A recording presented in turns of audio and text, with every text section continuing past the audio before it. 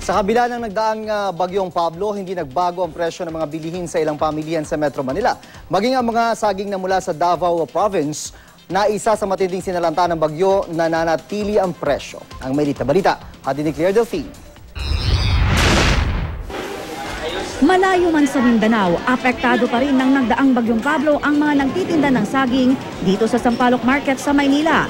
Nang humagupit kasi si Pablo, stranded ang mga bato sa Mindanao, kaya ilang araw ding walang dumating na supply ng saging sa Maynila.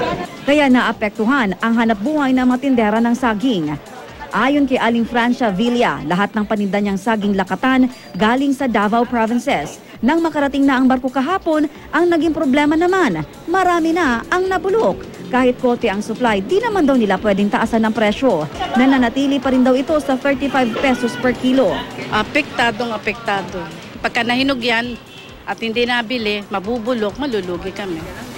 Ganito rin ang sitwasyon ng saba vendor namang si Benjamin David. Sa Davao Provinces rin niya kinukuha ang lahat ng panindang saging saba. Alam naman po ng mga mamimili na gano'n ang presyo. Pira-piraso ang bentahan ni Benjamin.